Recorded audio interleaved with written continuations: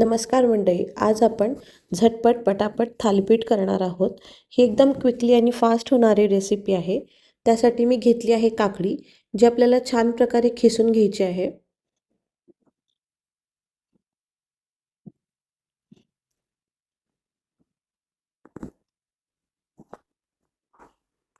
त्यानंतर गाजरही आपल्याला व्यवस्थित खिसून घ्यायचं आहे.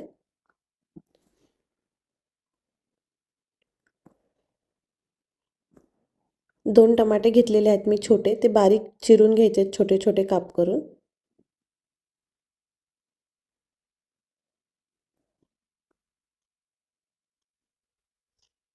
हे सगळं एकत्र केल्यानंतर मस्त कलरफुल दिसतंय. त्यामध्ये मी थोडी माझी दुपारची शेपूची भाजी ॲड केलेली आहे.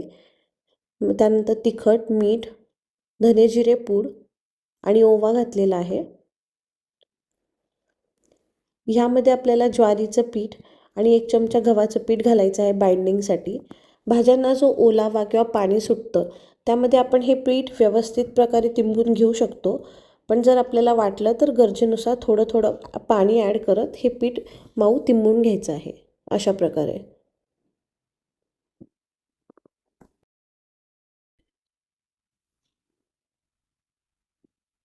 तुम्ही कुठल्याही प्रकारच्या तुमच्या आवडीच्या भाज्या यामध्ये घालून थालीपीठ करू शकता. हे आता मऊ तिंबून झालेलं आहे. 5 मिनटं आपल्याला ह्याला झाकून ठेवायचं आहे. नंतर एका तव्यावर थोडं तेल टाकून तिंबून ठेवलेल्या कणकेमधून थोडा एक छोटा गोळा घेऊन तो व्यवस्थित मळून घ्यायचा आहे परत एकदा. आणि आपल्याला तव्यावर छान प्रकारे बोटांनी थापायचं आहे. थोडं हाताला तेल लावून घेतलं तर हे पीठ आपल्या हाताला चिटकत नाही. सगळ्या बाजूंनी एकसमान आपण छानपैकी थापून घेऊयात.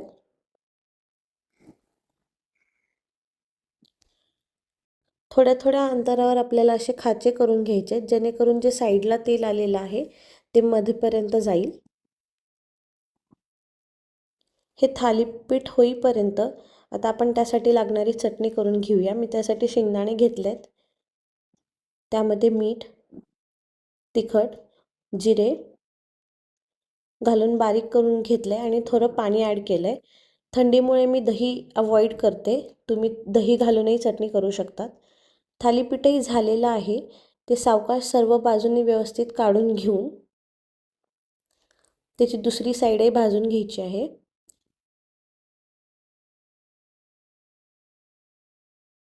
अशा प्रकारे हे आपलं यम्मी थालीपीठ तयार झालेलं आहे. हे तुम्ही तूप, दही, चटणी, लोणचं कशासोबतही खाऊ शकता. नक्की ट्राय करा. Bye bye.